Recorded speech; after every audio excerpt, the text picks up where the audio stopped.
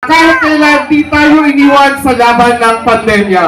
Ang taong galing sa hirap, subalit nagsumikap ang magbabalik ng lingling at gloria ng Luzon ng Maynila. Ang Batang Maynila ang nag-iisang Yorme.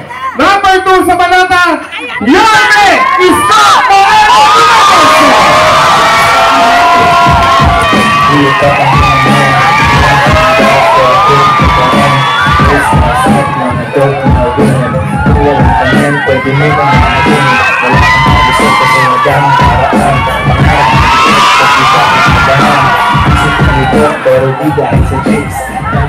Si nanay ay steady na dahil sa Gedli ha. I love you.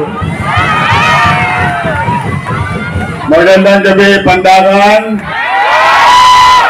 Nako, ay maraming salamat sa inyo, pero bago ako magsimula ay nais ko pong humingi ng paumanhin sa aming mga naabala.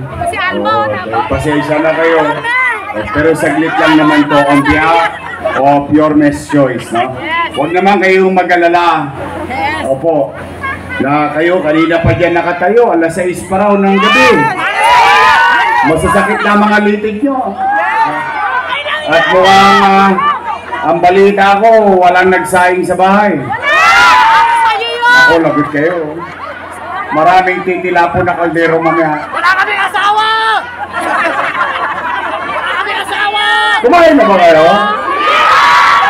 Hindi ba? Taas ka kamay na hindi pa kumakain. Okay, mag-alala, lilipas din yan. Nagugotot nga ako rito kanina pa eh. Sabi ko kay Congressman Joy, itong pwesto natin, napakasama. Hindi pa tayo nagdi-dinner. Pero yung usok ng fried chicken, naamoy natin. Kaya umihilap yung tiyan ko kanina pa eh. But anyway, maraming salamat sa inyo. At special mention lang, yung aking mga minamahal na lolo't lola. Oh, may asin pa eh. Lalong-lalo na to. At saka yung mga nanay-tatay ko senior citizen, pasensya na kayo mga Batang Maynila. Special mention lang yung mga senior citizen. I love you. Mahal na mahal ko yung mga yan. Anyway, magandang gabi, Pandakan. Good evening. Maraming salamat sa inyo at kayo'y tumayo dyan, nakinig sa amin. Bagamat medyo mainit ang panahon ngayon, maalinsangan ng kalsada, painit na rin ng painit ang kampanya.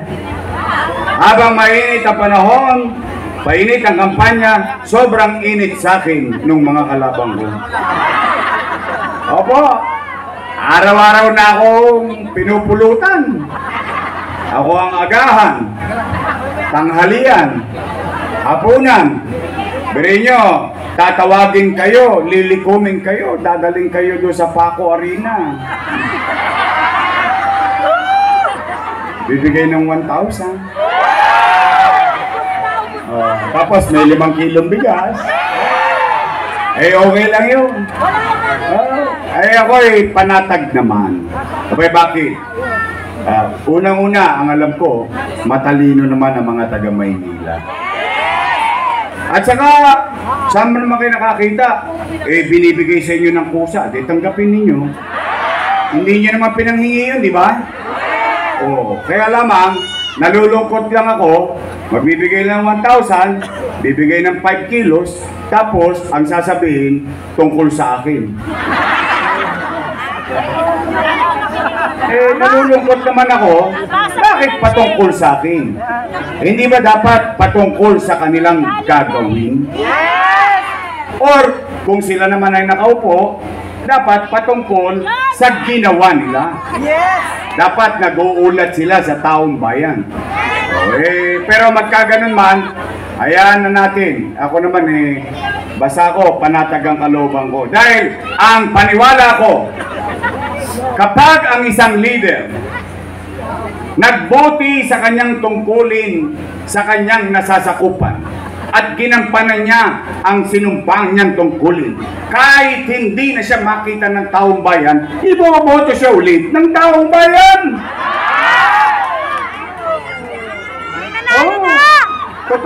Ayun ang paniwala ko, kung talagang ginampanan mo ang trabaho mo. Mamukat-mukat mo. Ang unang ginawa sa akin, siningil kagad ako ng utang na loob, yung October 9. Pero sige, sa akin yun ang marinig. Nay, tay, ano ba ang personal kong paniwala? On a personal level. Nay, tay, mga lolo ko, mga lola ko, mga batang Maynila. Ang paniwala ko po, ang utang na loob ay hindi nababayaran.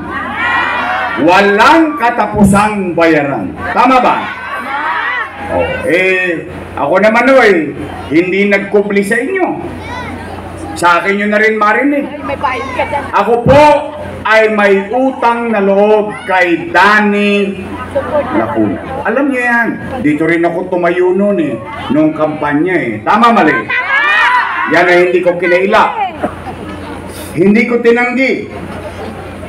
Hindi ko yan pinaliwala. In fact, bilang pagtanaw ng utang na loob kay Boss Danny, inalagaan ko naman ang kanyang mga anak. For 20 years. 20 years. Tingnan po natin, natahayaan ko kayo ang humusga kung talaga bang marunong tayong lumingon sa mga taong tumulong sa atin. Bilang ganti kay Boss Danny, sa kanyang kabutihan sa akin, inaruga ko ang kanyang mga anak. O, tingnan natin Una, Philip Lacuna. Nakaupo? Nakaupo. At ipinagyayabang pa niya, siya daw ang may gawa ng batas para sa senior citizen. Wow. Tumaas na raw. Ginawa ng 1,000. Yung allowance na binigay ko. Ang tanong ko naman, may team song ako dyan. Bakit ngayon ka lang dumating sa buhay ko? Kung mo maghahalalan, tinaasan nila. Kung gusto talaga nilang taasan, sana pagkaupo pa lang nila, tinaasan na nila. Tama mali? Pero, nakaupo ba? Nakaupo si Mr. Pwede.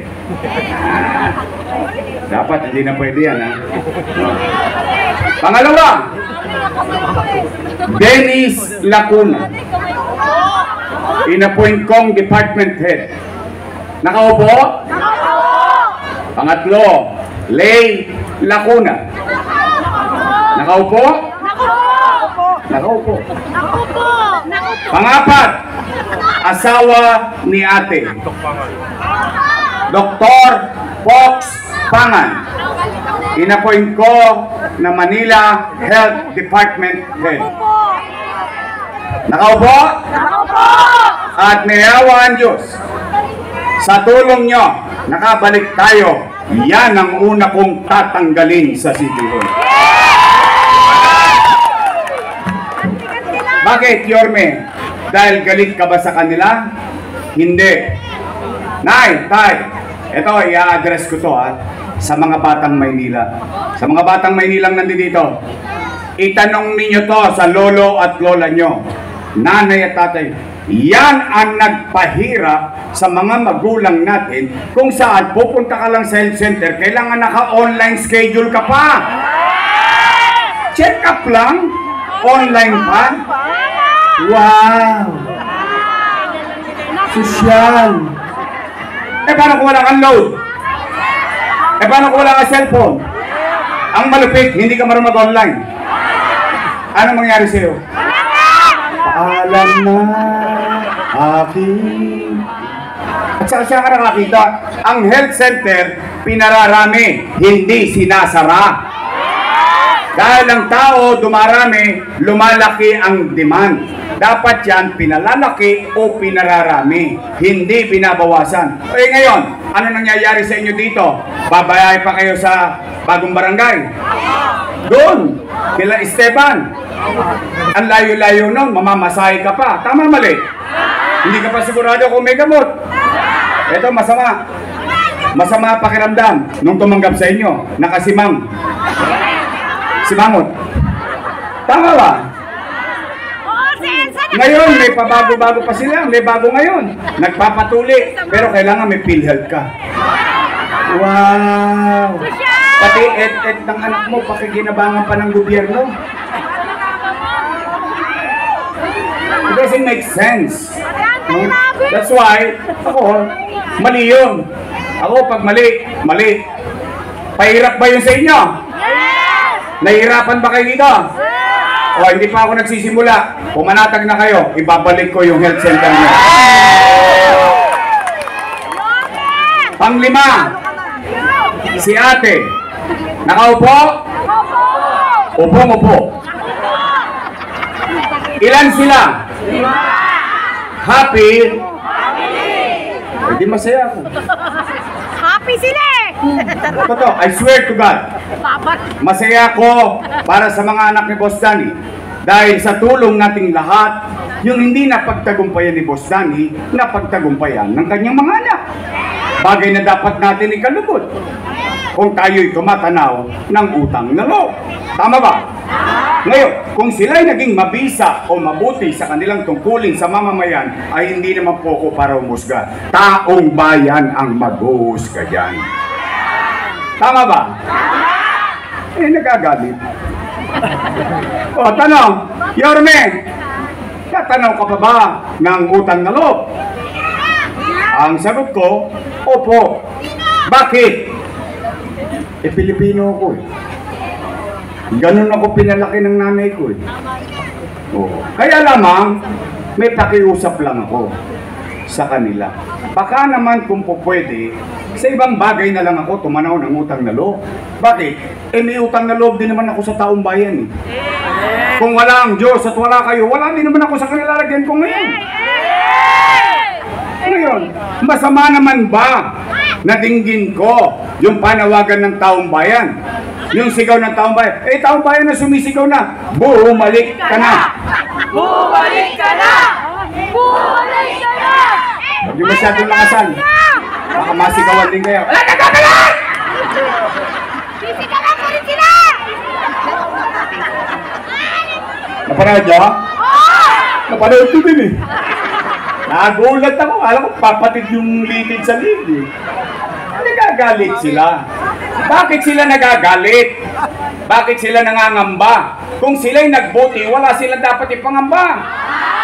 Eh bakit natin pangungunahan ng desisyon ng taong bayan? Ang taong bayan hindi maghahanap ng iba kapag naging mabuti ka sa iyong tungkulin. Nagagalit. Tapos ipatatawa